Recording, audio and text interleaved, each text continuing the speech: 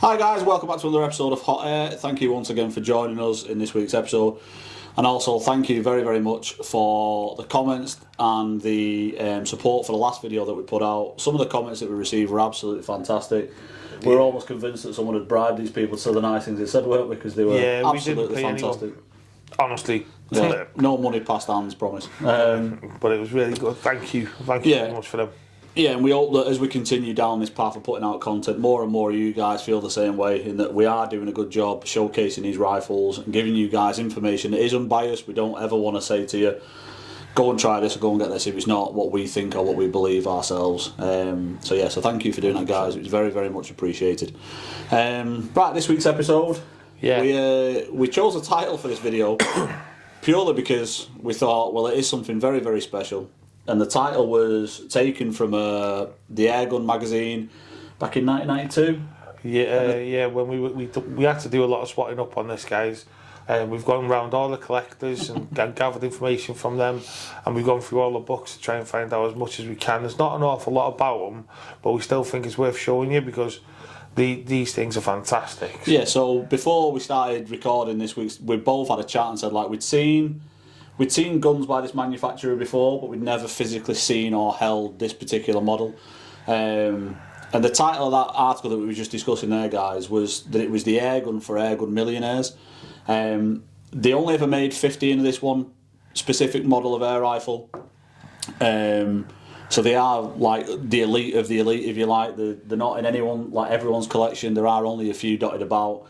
We've been lucky enough to get our hands on two of them for this show, and we've got a third one due in, but unfortunately that's gone off for service, so we've not been able to get that in today.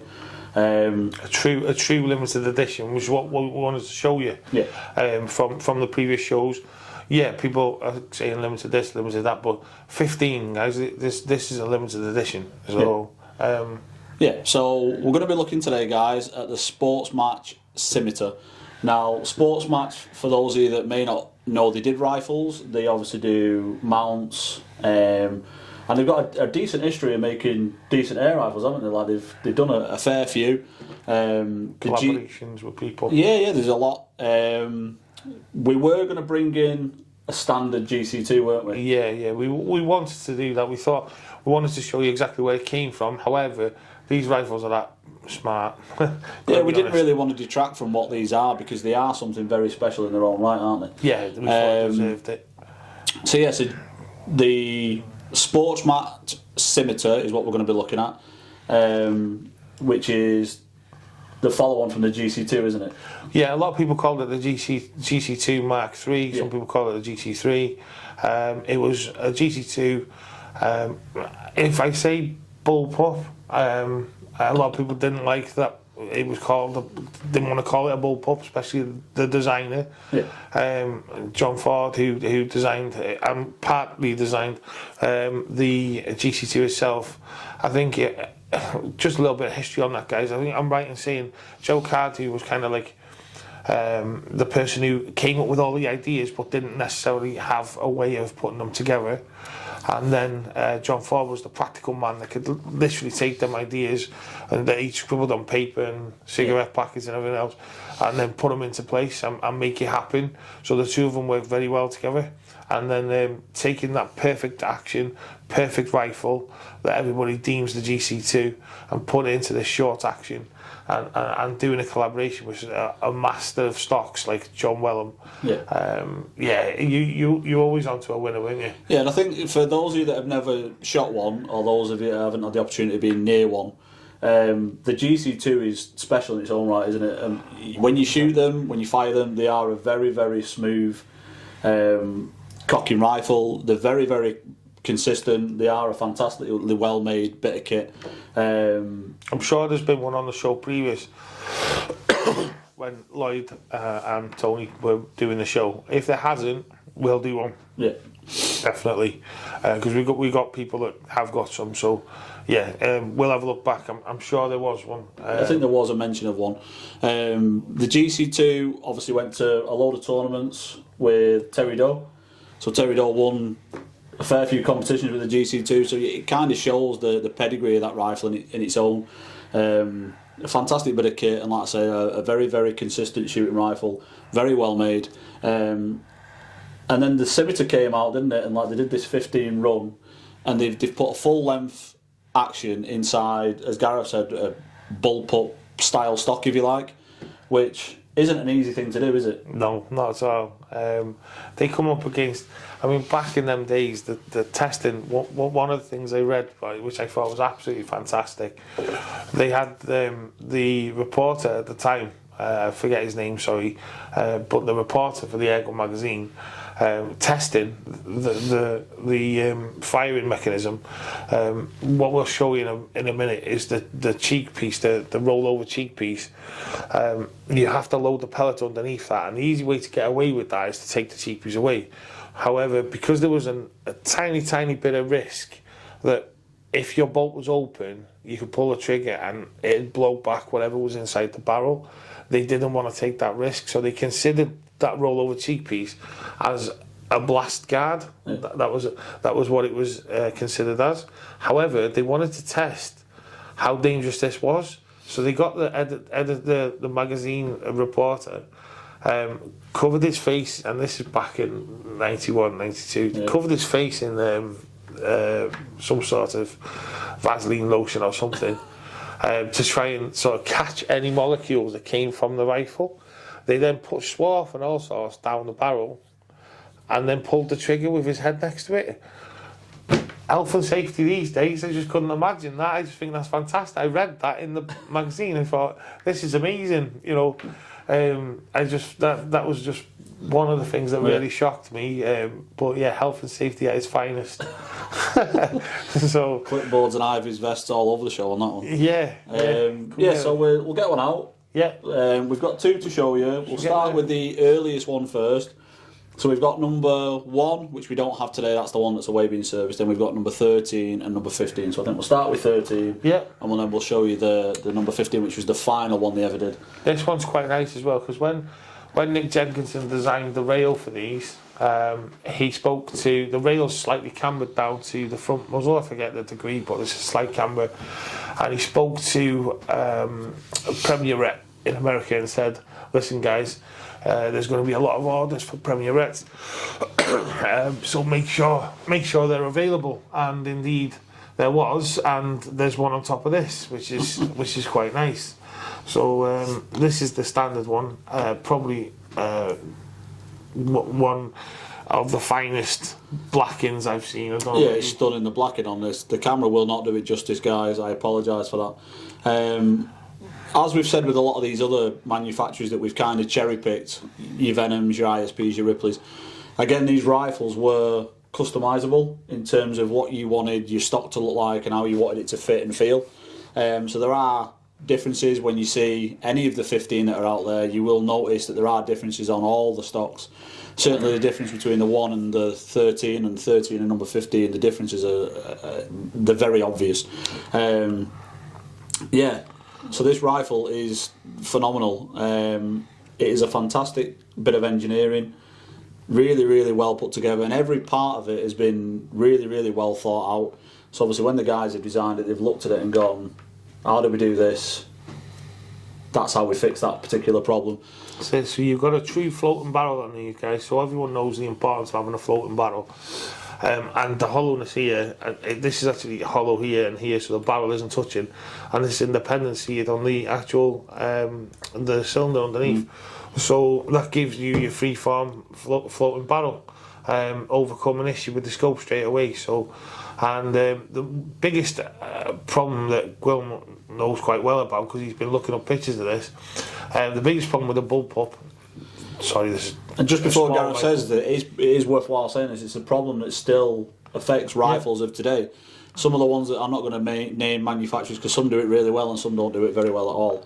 And the problem you've got is the distance between your trigger and your action, your trigger and your remote. They get it wrong, don't they? Some manufacturers do really struggle with this, and you can tell that the trigger isn't as it should be. But what the guys at SportsMatch did with this, they managed to put a full length rifle inside a shortened stock and still make it unbelievably fantastic. The trigger on these are wonderful, aren't they? There's a ball cup tube, isn't there? Yeah. Going from here to there, which gives it full, you can feel everything. Which is bizarre considering it's an 8-inch rod running from there to there, and you feel like you're really connected with it. Like some bullpups, when you pull the trigger, it's like they go on forever. But this allows you can feel the second stage and everything. I can literally get to there, and I know I've got the second stage, and then you know it's really nice piece of kit. Yeah. Loading. So these are single shot, aren't they? Yeah. So the loading port is on this side. As we said, there's like a cutout within the stock. Unscrew, pull back, put your pellet in, push it forward, turn it back on, safety off, and then you're away. Stunning, isn't it? Lovely bit of kit, and I think the reason we haven't touched on this yet, and obviously we are connected in a small way with the shop, so we want to keep that completely separate. We don't want to sound biased towards rifles or anything, but we're aware of prices, and one thing that allows us, when you go on the gun trade and things like that, it allows us as a member to see the historical prices that things have sold at. Yeah. And the last one of these in this standard setup here sold for £5,500 on Gun Trader in 2019, was that? It was a few years ago, yeah. A few years ago. And as Gareth said, like not everyone's going to go out and grab one of these when they do eventually go up for sale. They are a very serious collector's piece. It's something that I think when they came out in 91, 92, they were like £1,200. £1,200 on the front of the magazine, yeah. And obviously, as they've gone over the years, you think you've only got 15 of a specific type of rifle. And as Gareth said at the start of the video, these truly are a limited edition. Yeah, it's incredible. And like I say, you look at the value of it, there's only one way they can go, I suppose, and that is up. Yeah, stunning. So that was 5.5. Sorry, I'm still not over this cough, guys. I do apologise. Doing it on purpose. It was COVID a few weeks back, and I got over that, but it's still this horrible cough, as probably a lot of you have had yourselves. Now, one thing that you've got to imagine, if this is worth 5.5 them years ago, firstly, what's it worth now? And secondly, what's it worth in a fully blinged up stock, which is what we're going to show you next. It is just worth mentioning as well, guys, one thing that is noticeable it should be noticeable with this rifle, but it really isn't. This rifle weighs 9.5, 10 pound. Yeah, so it sounds like it's a heavy lump. I mean, you'd think a standard average shotgun is like 7.5 pound. It doesn't feel like it when you pick it up. It's such a well balanced bit of kit. Yeah. The weight's all here, isn't it? So you can literally hold it one-handed and it feels comfortable. You know, you're not being dragged forward. It's not pushing into you. It's a really comfortable rifle. Yeah, stunning. So this is a standard Scimitar stock. We'll get the other one out now, and this one is one that's been tricked out. Not by any custom manufacturer. It was done by John Wellham. Yeah, SportsMatch and John Wellham. Yeah. So we'll get that one out in a second, guys. We'll have a look at that one. But just from what I understand as well, when you went to John and you said, I want a rifle, keep our hat's gone over. When you went to John and said, I wanted a stock with a little bit more, when he looked at the stock, if he decided it needed a bit of rosewood somewhere, it needed, it needed a cap or something like that, he didn't ask your permission as far as I'm aware. A lot of people explained to me that he just did it because he knew it'd look good, and never once did anyone complain. And to be fair, it was right, isn't it? Everyone I've seen in pictures, and I mean, I'm lucky that I've seen these two, I've seen the third one. Everyone you look at, you do look and go, the guy definitely knew what he was doing. Oh, yeah. You look at some stocks by some makers and you kind of a bit like, it's a bit alien, that doesn't really I don't understand it. Whereas this one, when you touch and you feel every part of it and you hold one, it makes complete sense. Yeah. Yeah, stunning. I'm going to pull this one away. This one away? Yeah. Be careful, please. This is one time where I really have to be careful. If he drops it, you will see a grown man cry. Yeah, and that'll be me because my bank will be empty. So he'll owe me loads. Right, guys, so this is number 15. So this is the last one that they ever did. So this is something special in itself because this is the final Scimitar that was ever made. I mean, this one is. We're gonna have to turn this. What we'll do is we'll start talking. We'll start the discussion on this one with it facing the way it is now, and then part way through we will rotate just so you can see this side of it because this side is stunning. This side is better. Yeah. So again, full size rifle in a custom stock, whichever you would have chose at the time of buying this rifle. And again, every part of this stock, as you hold it and you feel it, like places for your fingers to sit, places for your palm to sit on. Lovely cheek piece, really comfortable butt pad. Blast guard. Yeah, blast guard. Get him an IVs. Every part of it is really, really well thought out. The quality of the wood is unbelievable. The blacking on the barrel and the cylinder is phenomenal. And they are a fantastic looking thing. I mean, the craftsmanship on this side is... I think there was one other stock maker that at that time making air rifle stocks, and I think he made them for King George. I'm sure he made a rifle for King George. Yeah. I do apologise about Gareth, guys. He's dying, to be fair, but we were keen to get this video out. Had to get this out. As he's dying, what we'll do is we'll spin this round just so you guys can see the other side. Do you want to just whiz that? Yeah. Rest round. And as I said, guys, look, that's a 9.5, 10 pound rifle, and I can hold it one-handed, and it doesn't feel like there's that much weight in it because the balance is so well put together on these rifles. The only other maker was Don Robertson, I think it is. Don Robertson? Yeah, he used to do stuff like this, but you can see the inletting now, guys. On the back here, he's actually cut out pieces and inletted rosewood. Yeah. Same on this side, he's done it. There as well as a diamond shape cut on this. Is that on the other side as well, is it? Yeah. And on the fore end. Yeah. Really, really nice design. Really comfortable thumbhole stock. You've got your palm leads there. Really, really nice sloping cheek piece. Anyone who's fans of a Tyrolean, yeah, look at that. You know, that is just, it's a ski slope. So yeah, it's incredible, isn't it? And you can understand why they were so expensive as they were when they first come out. Yeah, fantastic rifle. Yeah, really smooth, aren't they? Yeah, we're glad we could show this one, and I hope we've done it justice, because it's difficult to show on the camera how good this is. We've tried to get the lighting right to give us the best image. What I might do, guys, is it might be easier if at the end of the video, where we're normally cutting it goes to the like, subscribe page, what I might do is I might just put a little run together of the rifles and do some stills for you, just so you can have a look at just how fantastic they are, because they are stunning. And like I said, the camera won't do it justice, and what me and Gareth are saying about them won't do it justice unless you get the opportunity to feel one, to touch one, and to shoot one. We never could do it justice, because they are truly fantastic. And then don't forget, after you watch them pictures, hit the like and subscribe. Yeah, carry on watching that end page. So I think that's pretty much all. Pretty much, yeah. It's a short one today. Yeah. I think you wanted to let everyone know about our little project. Yeah, so the Weber longbow that we've dedicated to you guys, and we said we're going to do a bit of a giveaway. So the stock has been taken away. Obviously, the standard stock has been removed, and that'll go to a good home somewhere. Somebody who wants a longbow stock will be able to purchase that, or come in and swap it somewhere else, whatever. But as far as the action's concerned, so that's going off to a guy who we've managed to find down in London. He's a guy that is quite a rarity, to be fair, because I think a lot of the people that do engraving of air rifles and shotguns and stuff, they're doing laser work as opposed to actually hand chiselling, which is what Don Bloxage was famous for. This guy does Don Bloxage type work, so he obviously looked up to Don when he was a child, and he actually now completes some of the work that Don started before he ended up passing away, sadly. So he's actually got some of Don's customers, and he's finishing off the things like the Harleys, like the scooters, and he's actually going to hand engrave the cylinder and the barrel of that longbow. So you will be getting a truly hand engraved barrel, cylinder, moderator. I think it's a muzzle brake that's on the Webley, but either way it'll be done, and it'll be done to a very high standard.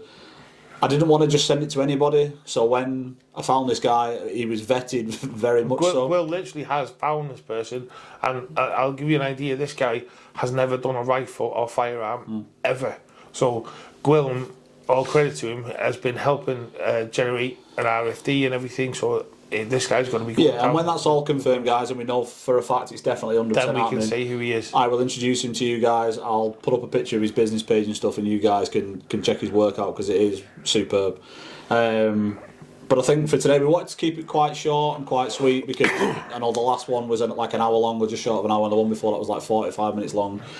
So we didn't want to go too heavy on this one. it was just we thought we wanted to just give a bit of a nod and pay our respects to what is a stunning rifle.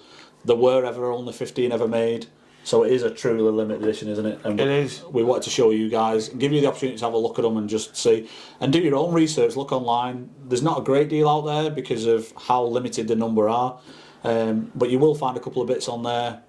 If any of you guys have ever owned one or you do own one, please leave in the comments below and let us know what number you've got. It'd be interesting to see what stocks are on them and if they've been kept in the original stocks or whether they've been changed over to something else. And we'd like as well to say thank you again to John Ward. He's sent these two over for us. Yeah, and the gun room in Ivy Bridge. Thank you for sorting out the RFD transfer. Yeah, really appreciate it. This one is again one of John's collection. It might actually be up for sale soon, I think. I think they are going to be. Yeah, talking to John, I think he did say that he wants us try and move them on for him. I think he's trying to thin down his collection a little bit. He's got too many. Yeah, it's not a problem you can ever have, to be fair. So thanks for watching, guys. Please like, subscribe, leave comments, let us know what you thought of today's video. And like I said, if any of you have been lucky enough to own one of these, or if you're still lucky enough to own one of these, please send us pictures and let us know. I will insert pictures of both these rifles as stills at the end of the video, so look out for them.